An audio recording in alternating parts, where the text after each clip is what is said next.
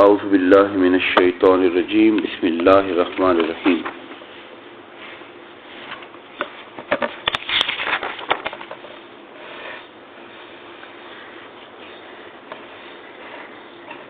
هو الذی خلق لکم ما فی الارض جميعا ثم استوى الى السماء فسواهن سبع سماوات وهو بكل شيء علیم صدق اللہ مولانا العظیم وبلغنا رسولہ النبی الکریم۔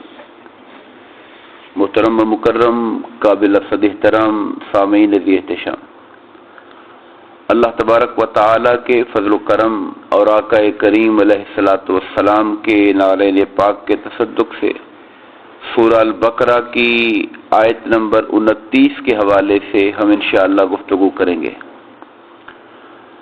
اللہ پاک نے ارشاد فرمایا، هو الذی، وہ اللہ ہی کی ذات ہے جس نے خلق لکم، پیدا فرمایا تمہاری خاطر، خلق پیدا فرمایا، لکم، یہ جو لام ہوتا ہے یہ عربی زبان میں ملکیت کے لیے بھی آتا ہے اور کسی چیز سے نفع اٹھانے کے لیے بھی آتا ہے۔ لکم، تمہارے نفع کے لیے، تمہارے فائدے کے لیے اس نے پیدا فرمایا، ما فی الارض جمیعا، وہ سب کچھ جو زمین کے اندر ہے۔ ما فی الارض، ما یہاں پر جو کے معنی میں ہے، وہ سب جو، فی الارض زمین میں ہے، جمیعا سارا کا سارا، یعنی زمین میں جو کچھ ہے سب کا سب اللہ نے تمہارے نفع اور فائدے کے لیے پیدا فرمایا ہے۔ ثم استوى، پھر اس کے بعد وہ متوجہ ہوا، الی السماء، بالائی طبقات کی طرف۔ سما کا معنی عام طور پہ ہم آسمان کرتے ہیں، لیکن آسمان کا معنی بھی اس لیے کرتے ہیں سما چونکہ وہ ہمیں اونچائی پہ نظر آتا ہے، بلندی پہ نظر آتا ہے۔ فسواہن سبع سماوات، پس اس نے اس کے 7 بالائی طبقات بنا دیے۔ فسواہن، اس نے درست طریقے سے بنا دیے، 7 سماوات، جسے ہم کہتے ہیں 7 آسمان، یعنی 7 بالائی طبقات درست طریقے سے بنا دیے، جس کی جہاں جگہ تھی، جہاں جس کی ضرورت تھی، اس اعتبار سے اس نے تخلیق کر دی۔ اور یہ درست طریقہ اتنے کمال کا ہے جس کے بارے میں سورہ ملک میں فرمایا کہ اپنی آنکھ اٹھاؤ اور اس کائنات کے اندر نگاہ ڈال کے دیکھو، حل تری من فطور، تمہیں کہیں پر کوئی کمی، کوئی کجی، کوئی نقص نظر آتا ہے؟ دوبارہ نگاہ اٹھا کے دیکھو، پھر میری کائنات کو دیکھو، میں تمہاری نگاہیں تھک جائیں گی لیکن اس اللہ کی کائنات میں تمہیں کسی قسم کی کوئی کمی نظر نہیں آئے گی۔ وَهُوَ بِكُلِّ شَيْءٍ عَلِيمٌ، اور اللہ وہ ہے جو ہر شے کا جاننے والا ہے، یعنی کوئی چیز، ہم کسی شے کو شے کہیں، جو بھی چیز ہوگی، اب یہ موبائل ہے، ایک چیز ہے، آپ جس بھی چیز کی طرف اشارہ کریں گے وہ ایک چیز ہوگی، تو جو بھی چیز ہے جس کا کوئی وجود ہے یہ ہماری نگاہ میں وجود نہیں ہے مگر ہے، اللہ تعالیٰ ان سب چیزوں کو جاننے والا ہے، ہر چیز اس کے دائرہ علم میں اور اس کے احاطہ علم کے اندر شامل ہے۔ ایک فقہی نقطہ ہم اس آیت کے ذیل میں واضح کریں گے، وہ نقطہ یہ ہے کہ جو پہلی آیت کا پہلا حصہ تھا، زمین میں جو کچھ ہے سب اس نے تمہارے نفع کے لیے پیدا فرمایا ہے، اس سے ایک کلیہ مستنبط ہوتا ہے فقہی طور پر، وہ ہے کہ اصلاً ہر شے مباح ہے۔ یہ لفظ سمجھیے، اصلاً یعنی بنیادی طور پر ہر شے مباح ہے، ہر شے جائز ہے، کیونکہ اللہ نے فرمایا کہ زمین میں جو کچھ بھی ہے اس نے سب تمہاری خاطر پیدا فرمایا ہے، تو اصلاً ہر شے جائز ہے۔ مگر پھر اس میں جو چیزیں ہمارے لیے نقصان دہ تھیں اللہ پاک نے ان کا نام لے لے کر منع فرما دیا۔ یہ فقہی قاعدہ بڑا اہم ہے، اگر ہم اس پہ غور فرمائیں کہ اصلاً ہر شے جائز ہے، چونکہ یہ آیت کہتی ہے خلق لکم ما فی الارض جمیعا، زمین میں جو کچھ ہے اس نے سب تمہارے نفع کے لیے پیدا فرمایا ہے۔ اگر قرآن میں حرمت والی آیتیں نہ ہوتی تو اس آیت کی روشنی میں زمین کی ہر شے جائز ہونی تھی، کیونکہ قرآن کہتا ہے کہ جو کچھ زمین میں ہے سب کچھ تمہارے نفع کے لیے پیدا فرمایا ہے۔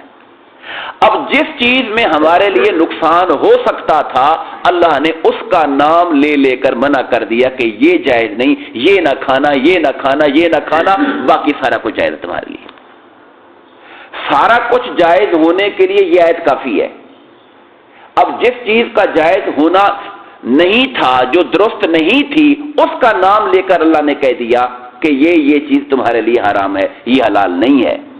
جیسے وہ فرماتا ہے کہ قل تعالوا اتل ما حرم علیکم ربکم، آئیں میں تمہیں بتاتا ہوں اللہ نے تم پہ کیا چیزیں حرام کی۔ یعنی اب جب لسٹ بنانے کی بات آئی کہ حلال کیا ہے حرام کیا ہے، تو لسٹ حلال کی نہیں بنائی، لسٹ حرام کی بنائی ہے، اس لیے کہ ہر شے تو اصلاً حلال ہے، ان میں سے جو کچھ حرام کرنا تھا اس کا نام لے لے کے بتا دیا کہ یہ چیزیں حرام ہیں۔ اس پر میں ایک اور اگلی بات کہنا چاہتا ہوں۔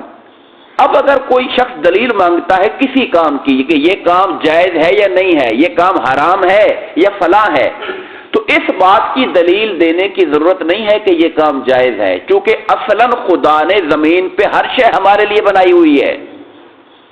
اگر کوئی آدمی کسی چیز کو ناجائز یا حرام کہتا ہے تو اس کے ذمہ ہے کہ وہ دلیل بتائے کہ اللہ نے اس کو کہاں حرام قرار دیا ہے۔ یہ نقطہ اگر سمجھ آ جائے تو بہت سے مسائل ہماری زندگی کے اندر جو پیش آتے ہیں ان کا حل ہو جائے گا، کیونکہ ہمارے ہاں ایک کلچر ہے، لوگ بلا وجہ یہ کیوں کر رہے ہو، یہ ٹھیک نہیں ہے، یہ جائز نہیں ہے، یہ حرام ہے، یہ بدعت ہے، یہ فلاں ہے، یہ فلاں ہے۔ اب اس کے لیے دلیل دینے کی ذمہ داری ان لوگوں پر ہے جو کسی چیز کو حرام یا ناجائز کہتے ہیں، کیونکہ جائز ہونے کے لیے قرآن کی یہ خلق لکم ما فی الارض جمیعا، زمین میں جو کچھ ہے سب تمہارے فائدے کے لیے پیدا فرمایا ہے۔ یہ اللہ پاک کی آیت کافی ہے اس بات کے لیے کہ اصلاً ہر شے جائز ہے۔ اب جو چیز ناجائز ہونی تھی اس کا نام لے لے کر بتا دیا کہ یہ حرام ہے، یہ حرام ہے، یہ حرام ہے، اور اس کے علاوہ وَأُحِلَّ لَكُم مَّا وَرَاءَ ذَلِكَ، جو حرام گنوا دیے اللہ فرماتا ہے یہ تو حرام ہے، اس کے علاوہ جو کچھ حلال ہے تمہارے لیے۔ اگر ہم لسٹ بنائیں گے تو حلال کی نہیں بنائیں گے، کیونکہ لسٹ شارٹ چیزوں کی بنائی جاتی ہے۔ مگر میں کہتا ہوں کہ کلاس کے سارے لڑکے آج گھر چلے جائیں سوائے احمد کے، خالد کے، ماجد کے۔ اب جن کو روکنا تھا ان کا نام لیا، باقی سب کو عمومی حکم دے دیا کہ سب کو چھٹی ہے۔ یہ نہیں کہا کلاس کے 50 میں سے میں یہ کہوں کہ 45 لڑکوں کا نام لوں کہ یہ 45 نام لے کے کہتا رہوں یہ جائیں یہ جائیں یہ جائیں، اور 3 بیٹھے رہے۔ وہ کہیں گے جناب 3 کو روک لینا تھا، باقی سے کہنا تھا آپ جائیں یہاں سے۔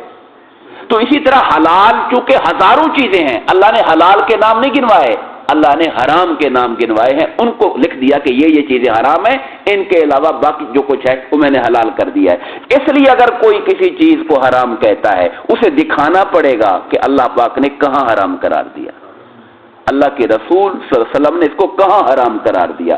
حرام ہونے کی ہمیں لسٹ چاہیے، اس کی دلیل چاہیے۔ حلال ہونے کے لیے قرآن کا عمومی حکم کافی ہے کہ ہم نے زمین میں جو کچھ بھی ہے سب کچھ تمہارے نفع کے لیے پیدا کر دیا۔ اس کو ٹیکنیکلی کہتے ہیں اباحت اصلیہ، کہ اصلاً ہر شے مباح ہے۔ اباحت اصلیہ کہ اصلاً ہر شے مباح ہے، جائز ہے، سوائے اس کے جس کو اللہ اور اس کا رسول حرام قرار دے دے۔ مجھے امید ہے کہ یہ ایک شرعی فقہی مسئلہ تھا، قاعدہ تھا جو میں نے آپ کے سامنے رکھا ہے۔ اللہ تبارک و تعالی ہم سب کو قرآن مجید کے اس پیغام کو پڑھنے، سمجھنے اور اس پر عمل کرنے کی توفیق عطا فرمائے۔ آمین۔ وما علینا الا البلاغ۔